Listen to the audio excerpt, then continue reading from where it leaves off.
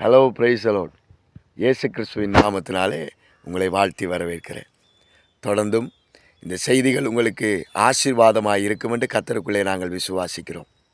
இந்த செய்திகளை கேட்டு மற்றவர்களோடு கூட இந்த செய்தியை பகிர்ந்து கொண்டு மற்றவர்களுக்கும் நீங்கள் ஆசீர்வாதமாயிருங்க. இந்த நாளிலும் யாக்கோபு 1 அதிகாரத்தில் இருந்து ஒரு வசனத்தை நாங்கள் தியானிக்க போகிறோம். இந்த வசனம் சொல்லுகிறது, நீங்கள் வஞ்சிக்கப்படாதபடிக்கு திருவசனத்தை கேட்கிறவர்களாய் மாத்திரமல்ல, அதன்படி நடக்கிறவர்களாயிருங்கள் என்று வேதம் சொல்லுகிறது. இன்றைக்கு சபைக்குள்ளே இப்படிப்பட்ட 2 கூட்ட ஜனங்கள் வாழ்ந்து கொண்டிருக்கிறார்கள். ஒரு கூட்ட ஜனம் வசனத்தை கேட்கிற ஜனம், கேட்பார்கள், ஆசையாய் கேட்பார்கள், விசுவாசத்தோடு கேட்பார்கள், சந்தோஷத்தோடு கேட்பார்கள். வார்த்தை வரும்போது, வாக்குத்தத்தங்கள் வரும்போது கரங்களை தட்டி உற்சாகமாக ஆமேன் சொல்லி அல்லேலூயா சொல்லி கர்த்தருடைய வார்த்தையை நன்றாய் கேட்பார்கள். இன்னொரு கூட்ட ஜனம் கேட்கிறதோடு நிறுத்தி விடாமல் அந்த வார்த்தைகளை தங்களுடைய வாழ்க்கையிலே அவர்கள் அதை பிரயோகப்படுத்தி கொள்வார்கள், அதை நடைமுறைப்படுத்துவார்கள், அந்த வார்த்தையை அவர்கள் வாழ்க்கையிலே பயிற்சி செய்வார்கள். இந்த 2 கூட்ட ஜனங்களை பார்த்து யாக்கோபு சொல்லுகிறார், கேட்கிறவர்களாய் மாத்திரம் அல்ல. அப்படி என்றால் கேட்கிற ஒரு கூட்ட ஜனம் கேட்கிறதோடு நிறுத்தி விடும்போது என்ன நடக்குதாம்? அவர்கள் தங்களை தாங்களே வஞ்சித்து கொள்ளுகிறார்களாம். இது வஞ்சிப்பிலே கொஞ்சம் ஸ்பெஷலான வஞ்சிப்பு. இன்றைக்கு வெளியில இருந்து ஒரு கூட்ட ஜனம் சபையை வஞ்சிக்கிறது, வெளியில் இருந்த ஒரு கூட்டம் வார்த்தையை வஞ்சித்து கொண்டு வார்த்தையை தாறுமாறாக்கி வசனத்தை குழப்பிக்கொண்டு புதிய புதிய வியாக்கியானங்களை கொண்டு வந்து ஜனங்களை வஞ்சித்து கொண்டிருக்கிறது. இன்னொரு கூட்டம் தங்களை தாங்களே வஞ்சித்து கொண்டிருக்கிறார்கள். இப்படி சொல்லலாம். நாம் சாதாரணமாய் பேசும்போது சொல்லுவோம், தூங்குகிறவனை எழுப்ப முடியும், ஆனால் தூங்குகிறதை போல நடிக்கிறவனை ஒரு காலமும் எழுப்ப முடியாது என்று நாங்கள் சொல்லுவோம். அப்படி என்ற அர்த்தம் என்ன? உண்மையாய் தூங்குகிறவனை தட்டி எழுப்பிவிட முடியும், ஆனால் தூங்குகிறதை போல நடிக்கிறவனை ஒரு காலமும் எழுப்ப முடியாது. அப்போ யாக்கோபு சொல்லும்போது சொல்லுகிறார், இந்த 2வது கட்ட ஜனங்கள், இந்த 2வது நான் சொன்னனே தூங்குறது போல நடிக்கிற கூட்டம் யார் தெரியுமா? வசனத்தை கேட்கிற கூட்டம். இன்றைக்கு சபையில் நான் 20 வருஷம் விசுவாசி, நான் 30 வருஷ விசுவாசி, ஆனால் வாழ்க்கையை கொஞ்சம் திரும்பி பாருங்கள். ரட்சிக்கப்பட்ட ஆரம்ப காலத்தில் எப்படி இருந்தனோ அதே போல தான் இன்றைக்கு 30 வருஷமாகவும் நான் இருக்கிறேன் என்று சொன்னால், நான் தூங்குறதை போல நடித்து என்னுடைய வாழ்க்கையை நானே ஏமாற்றி கொண்டிருக்கிறேன். என்னுடைய வாழ்க்கையை மாத்திரம் நான் ஏமாற்றவில்லை, என் சந்ததியையும் நான் ஏமாற்றி கொண்டிருக்கிறேன். இன்றைக்கு கிறிஸ்தவர்கள் என்ற போர்வையோடு அநேகர் வாழ்ந்து கொண்டிருக்கிறார்கள். நான் ரட்சிக்கப்பட்டு விட்டேன், என் பரம்பரை ரட்சிக்கப்பட்ட பரம்பரை, என் அப்பா ரட்சிக்கப்பட்டவர், என் அம்மா ரட்சிக்கப்பட்டவர், நாங்கள் 30-40 வருடங்களாய் சபைக்கு வந்து கொண்டிருக்கிறோம். இது அல்ல உண்மையாய் யாக்கோபு சொல்லுகிறது. இன்றைக்கு வேதத்தை 30 வருடமாய் 20 வருடமாய் நாங்கள் பார்க்கிறோம் என்றால் எங்களுடைய வாழ்க்கையில் எத்தனை இடங்களிலே நாங்கள் மாறி இருக்க வேண்டும், எத்தனை இடங்களில் எங்களை நாங்கள் மாற்றிக்கொண்டிருக்க வேண்டும். ஏன் இன்னும் நாங்கள் மாறவில்லை தெரியுமா?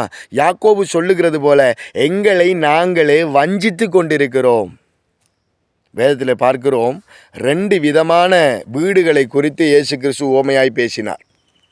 ஒரு வீடு கல்லின் மேல் கட்டப்பட்ட வீடு, இன்னொரு வீடு மணலின் மேலே கட்டப்பட்ட வீடு. 2 வீடுகளுக்கும் பிரச்சனை வந்தது, 2 வீடுகளுக்கும் காற்றடித்தது, 2 வீடுகளும் தண்ணீரிலே மூழ்கினது.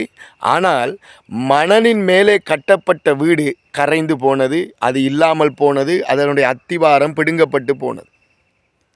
கன்மலையின் மேலே கட்டப்பட்ட வீடோ நிலைத்திருந்தது என்று பார்க்கிறோம். எனக்கு பிரியமானவர்களே, நீங்கள் வசனத்தை மாத்திரம் கேட்டு நடக்கிறவர்களாய் இருந்தால் உங்கள் வீடு மணலின் மேலே கட்டப்பட்ட வீடாயிருக்கும். ஆனால் வசனத்தை கேட்டு அதன்படி வாழுகிறதுக்கு உங்களை ஒப்பு கொடுத்து அதன்படி வாழ நீங்கள் முயற்சி செய்கிறவர்களாக இருந்தால் உங்கள் வீடு கன்மலையின் மேல் கட்டப்பட்ட வீடாயிருக்கும். நல்லா கவனிங்க.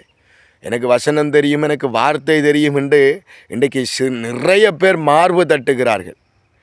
பிசாசுக்கு உங்களை விட வசனம் தெரியும். இயேசு கிறிஸ்துவோடு அவன் பேசும்போதே வசனத்தோடு தான் பேசுகிறான்.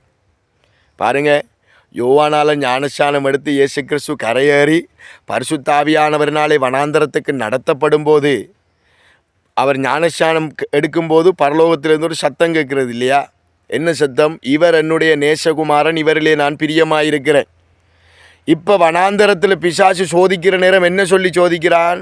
நீர் தேவனுடைய குமாரனே. ஆனால் பரலோகத்திலிருந்து என்ன சத்தம் வந்ததோ அதே சத்தத்தை வச்சு இயேசு கிறிஸ்துவோடு பேசுகிறான். பரலோகத்திலிருந்து வர சத்தம் என்ன? இவர் என் நேசகுமாரன்.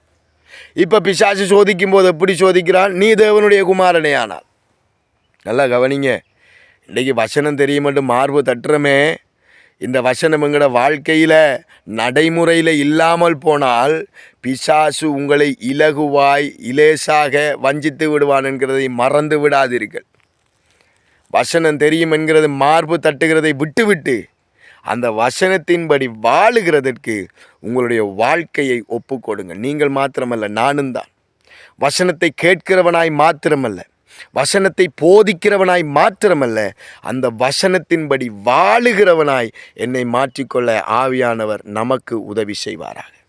எனக்கு பிரியமானவர்களே, இந்த காலை வேளையிலும் கர்த்தர் உங்களோடு பேசட்டும். இவ்வளவு நாட்களும் நன்றாய் நாம் வசனம் கேட்டிருக்கலாம். இன்றைக்கு ஒரு தீர்மானம் எடுப்போம். கேட்ட வசனங்களின்படி வாழ எங்களை முழுவதுமாய் ஒப்பு கொடுப்போம்.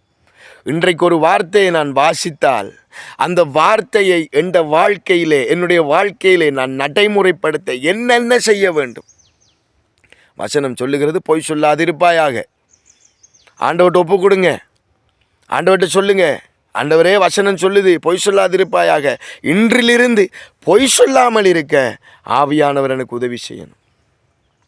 ஆவியானவர் எனக்கு உதவி செய்யணும். வாழ்க்கையில் வசனம் ஒரு மாற்றத்தை உண்டு பண்ணும்போது அடைக்கப்பட்டிருக்கிற, தடை பண்ணப்பட்டிருக்கிற ஆசீர்வாதங்களை திறக்கப்படுகிறதை உங்களுடைய கண்கள் காணும். உங்களுடைய கண்கள் அவைகளை காணும். ஆனபடினாலே இந்த வார்த்தையின்படி நீங்கள் கேட்கிறவர்களாய் மாத்திரமல்ல, அதன்படி நடக்கிறவர்களாய் நீங்களும் நானும் ஒப்பு கொடுத்து வாழும்போது பரலோக ராஜ்யம் நம்மோடு இருக்கும் என்கிற விசுவாசத்தோடு உங்களை தைரியப்படுத்துகிறேன். தொடர்ந்தும் எங்களோடு இணைந்திருங்கள். கர்த்தர் உங்களை ஆசீர்வதிப்பாராக. God bless you. Amen, amen, amen.